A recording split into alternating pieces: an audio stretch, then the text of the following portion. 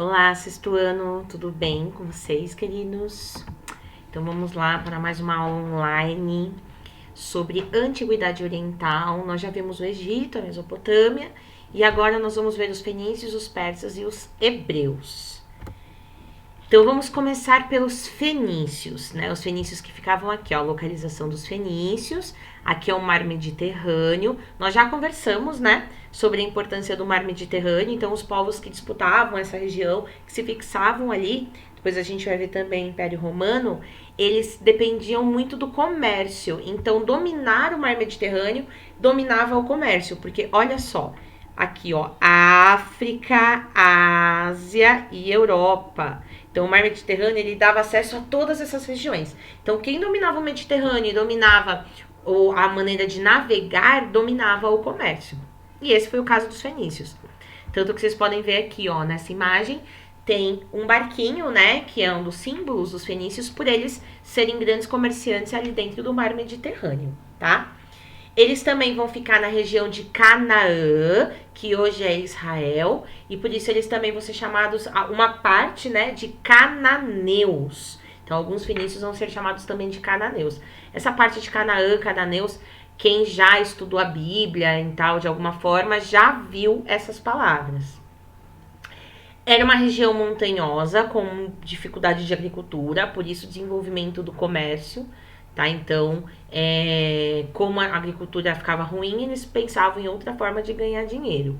Outra coisa muito legal dos fenícios foi que eles desenvolveram a cor púrpura. É um roxo, né? Mais ou menos isso aqui, essa cor da minha blusa. E eles desenvolveram isso, e essa cor púrpura era tão difícil de conseguir fazer que acabou virando um símbolo de nobreza. As pessoas que usavam essa cor púrpura, elas eram ricas, né? Eram de uma nobreza aí. Outra coisa dos fenícios é que eles tinham cidades-estado, cidades autônomas. Toda vez que a gente fala de cidade-estado, a gente está falando de cada cidade vai ter o seu próprio governo. Então, não tem um único governante fenício. Cada cidade-estado vai ter o seu governo. Então, imagina, o Brasil, se não tivesse um presidente e cada estado pudesse ter o seu governo. Seria isso que eram cidades-estados, tá? E as cidades-estados, cada fenícia, elas disputavam comércio entre si. Então, como o comércio era muito importante, essas cidades-estados acabavam competindo entre elas mesmas, tá? As sociedades, né, a classe social, tínhamos cada cidade-estado um monarca, a aristocracia, que eram as pessoas mais ricas, que eram os comerciantes e os donos de terra, o clero, que fazia parte da religiosidade, né, e a maioria da população era de marinheiros e trabalhadores. Eles vão expandir, né, aqui, então, eles vão expandir o território, né, eles começam aqui, depois eles vão expandir, e nessa expansão a gente tem Cartago de grande importância. Depois, quando a gente for estudar Roma, a gente vai ver que os romanos acabam dominando essa região, tá? E a coisa mais importante dos fenícios é que eles que vão desenvolver o alfabeto, que vai ser a base para o nosso alfabeto. Então, olha só, aqui eu coloquei a diferença entre a escrita dos egípcios, da Mesopotâmia, para o fenício, né? Então, a gente já estudou esses dois aqui, esses dois tipos de escrita, que é através de pictogramas. O que seria pictogramas? Tá vendo que são símbolos? Aqui, ó, são símbolos, não são letras. Cada símbolo vai simbolizar uma palavra, um conjunto de símbolos, uma frase, mas não são letras, que as letras formam palavras. Você tinha que decorar todos os símbolos e o que todos eles queriam dizer. Era uma forma de escrita, mas não através das letras, né, que formavam as palavras, que é do jeito que a gente tem hoje, que é muito mais fácil. Então foram os fenícios que vão desenvolver um alfabeto com letras. Aqui são as letras que eles desenvolveram. E para chegar até as letras que a gente tem hoje, a gente teve muito os romanos. Porque quando os romanos, eles dominam Cartago, que fazia parte dos fenícios, eles vão pegar esse alfabeto, eles vão adaptando até chegar no alfabeto que a gente tem hoje, com as letras que a gente tem hoje, tá? Então, é muito importante saber que foi dos fenícios que vai surgir essa ideia de alfabeto. Os persas, eles vão ficar aqui nessa região aqui do mapinha, né? Esse aqui é todo o Império Persa, onde hoje fica o atual Irã, tá? Então, em 2000 a.C., povos nômades se fixaram ali. Então, eles eram nômades e acabam se fixando ali. Que é aquela história que a gente viu, né? Nômades iam de lugar em lugar, quando eles se fixam, eles se tornam sedentários, né? Então, ali a gente tem os povos assírios, que dominaram por um tempo. Quando os assírios entram em declínio, os povos medo e persas se unem e eles vão nomear um rei, Ciro. Como ele ficou conhecido, Ciro o Grande. Esse rei Ciro, ele unificou todos os clãs que viviam ali em um único reino, tá? E ele também começa a expansão do Império Persa. Quando Ciro morre, a gente vai ter o Dário I. Dário I, ele foi muito importante. Primeiro, ele entrou em conflito, né, com os gregos, que nós vamos ver depois nas guerras médicas, mas ele também atingiu a maior expansão do Império Persa. Ele fortaleceu o exército, por isso que ele consegue essa grande expansão, tá? Ele fez uma administração em satrápias. O que era isso? Ele dividiu o império. Cada satrápia tinha um líder local, ou seja, várias capitais vão ter ali. E aí o Dário, ele consegue fazer uma vigilância com os povos que ele conquista nessa expansão, né? Então, através das satrápias, ele tem um maior domínio sobre a região. Porque pensa, né? Nessa época não tinha internet, não tinha nada para você se comunicar rapidinho. Então, ele, com essa vigilância, ele poderia ter o controle aí, porque ele tinha o controle dos governantes que eles colocavam em cada satrápia, tá? E outra coisa muito legal e muito importante é que os persas, eles foram os primeiros de todo mundo, da humanidade inteira, a ter uma moeda. Foi o Dário, que ele fez o Dárico, que foi a primeira unificação monetária da história. Então foi quando ele criou uma moeda para todo o Império Persa. Então olha que legal, os fenícios criaram o alfabeto, foram os primeiros a pensar nisso, e os persas, os primeiros a desenvolver um sistema unitário de moeda, né? Então, que a gente usa até hoje.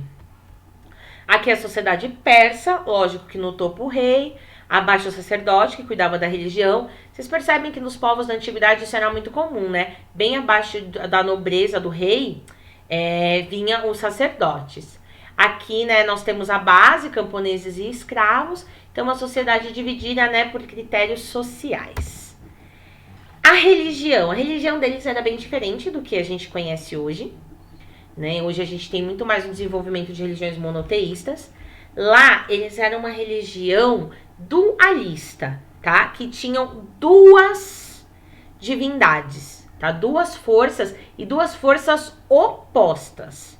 A do bem e da luz, representada por Ahura Mazda, e a do mal e das trevas, representada por Angra Mainyu, ou Arimã, tá? Então, o bem e o mal.